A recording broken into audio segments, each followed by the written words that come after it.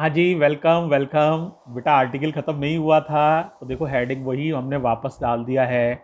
Magnetic field due to a finite long straight wire थी straight current carrying conductor remaining part.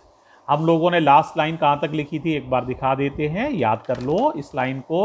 यहाँ तक आपने लिखी थी, B बराबर था म्यू नॉट अपॉन 4 पाई।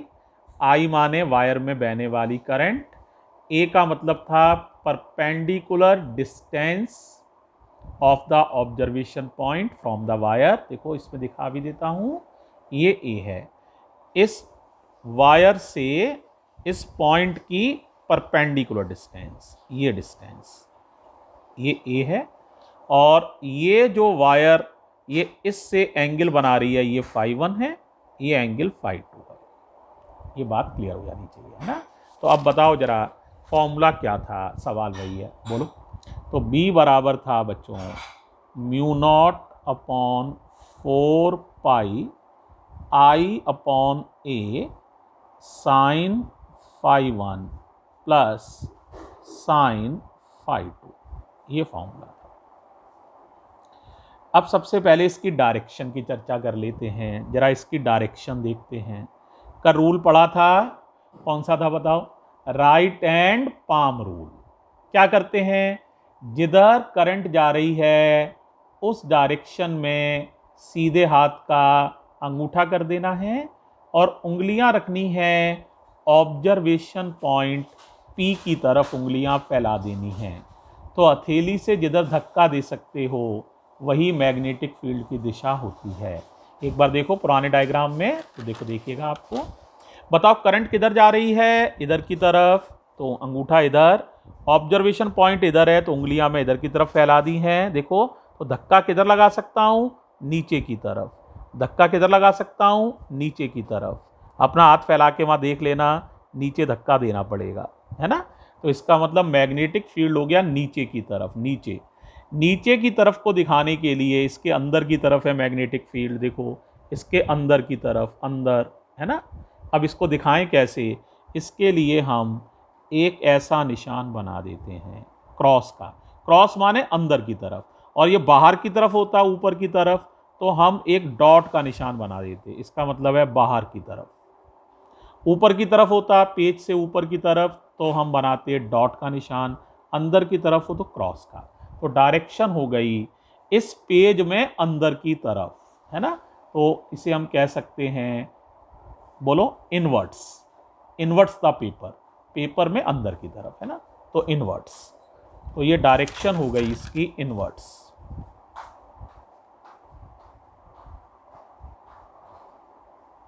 ये निशान है। ओके बच्चों।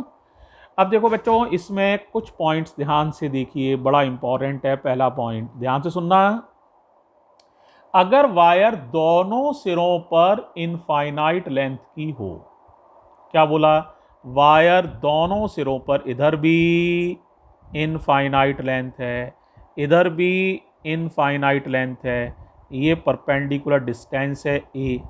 तो देखो बेटा जैसे जैसे ये लेंथ बढ़ती है, ध्यान से देखना, केयरफुली देखो और देखो जरा,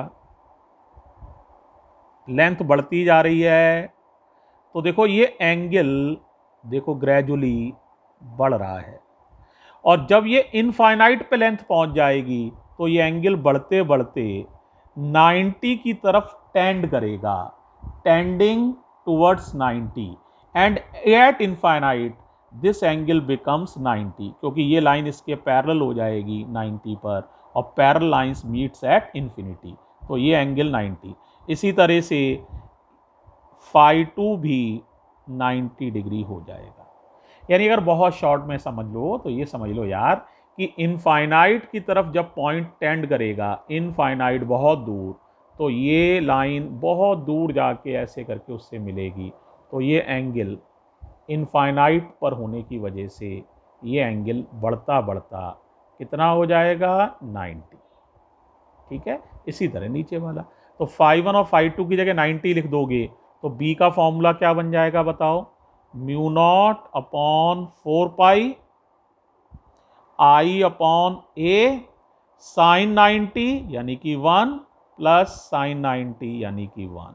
तो फॉर्मूला रह जाएगा म्यू नॉट अपॉन 4 पाई 2i अपॉन ए। बहुत इंपॉर्टेंट रिजल्ट है, याद कर लो। ठीक है, कब ये बात होगी? When wire is of infinite length on both sides. When wire is of infinite length on both sides, on both sides. पढ़ने में आ रहा है? क्या लिखा? When wire is of infinite length on both sides. अब कोई बच्चा एक दूसरा केस भी ले सकता है, इसको समझो जरा। वायर के एक किनारे पर तो पॉइंट ही हो, ध्यान से देखना, यानी ये पॉइंट है, ये डिस्टेंस ए है, परपेंडिकुलर डिस्टेंस। इधर वायर नहीं है, लेकिन ये वाला सिरा इनफाइनाइट तक जा रहा है। कहां तक जा रहा है? इनफाइनाइट। इधर इनफाइनाइट वायर है, इनफाइनाइट बहुत लंबी है तार, इधर है ही नहीं। तो φ1 ऊपर तो वायर है ही नहीं, तो φ1 हो जाएगा 0। और इधर वायर इनफाइनाइट लेंथ तक है, तो φ2 हो जाएगा 90। जहां वायर नहीं है तो ऊपर कोई एंगल कास्ट ही नहीं होगा, तो φ1 0। नीचे वायर इनफाइनाइट लंबाई की है, तो एंगल बढ़ते बढ़ते 90 डिग्री की तरफ टेंड करेगा। तो अब बताओ b कितना हो जाएगा? तो b बराबर म्यू नॉट अपॉन 4 पाई, देखते जाना, i अपॉन ए साइन 0, φ1 की वैल्यू 0, प्लस साइन 90। साइन 91 हो गया, तो फॉर्मूला आ जाएगा mu naught upon 4 pi i upon A. कुछ समझ में आया भाई साहब? देखो, अगर फाइनाइट लंबाई की हो तो ये फॉर्मूला है साइन φ1 प्लस साइन φ2। इनफाइनाइट लंबाई की हो तो 2 आ जाएगा, 2i अपॉन ए। और अगर एक तरफ इनफाइनाइट हो और एक किनारे पर पॉइंट हो तो i अपॉन ए। अब एक लास्ट केस और है, इसको और ध्यान से समझो। अगर पॉइंट वायर पर ही पड़ जाए, if observation point lies on the wire, तो जरा देखो third case, if observation point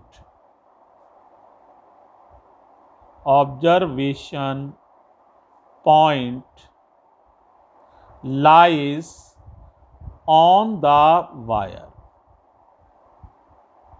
और it may lie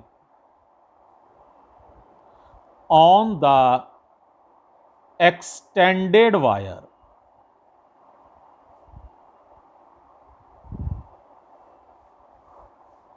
समझ में नहीं आई बात?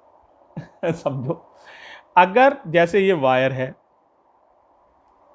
ये डिस्टेंस है a, इसमें से करंट बह रही है I, है ना।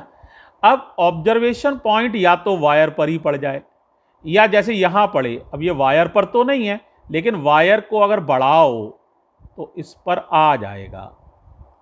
तो चाहे यहां पड़ जाए P1, चाहे इस स्थिति में पड़ जाए P2, यहां पड़ जाए P3, एक्सटेंडेड वायर को बढ़ाओगे तो इसी पर आ जाएगा, यहां पड़ जाए P4। यानी सरल शब्दों में ये समझ लो बेटा, या तो ऑब्जर्वेशन पॉइंट वायर पर ही हो, या बढ़ाने पर वायर पर आ सके, वायर को एक्सटेंड करें तो इट में लाई ऑन द वायर। तो इसी स्थिति में φ1 भी 0 डिग्री हो जाता है, कोई एंगल नहीं बनेगा, φ2 भी 0 डिग्री हो जाता है, कोई एंगल नहीं बनेगा। तो b हो जाएगा mu naught upon 4 pi i upon A sine φ1 plus sine φ2। Sine 0 0, 0 में 0 जोड़ लो 0 और मल्टीप्लाई करो तो मैग्नेटिक फील्ड हो जाएगा 0। इंपॉर्टेंट रिजल्ट है। यानी अगर बेटा पॉइंट वायर पर ही पड़ जाए, या वायर को बढ़ाने पर उस पर पड़ सके, इन दोनों स्थितियों में उस पॉइंट पर कोई मैग्नेटिक फील्ड जेनरेट नहीं होता है। तो इस तरह से आप ये सारा केस समझ सकते हो। ठीक है बच्चों, तो ये आर्टिकल यहाँ फिनिश हो रहा है। थैंक यू बच्चों, थैंक यू सो मच।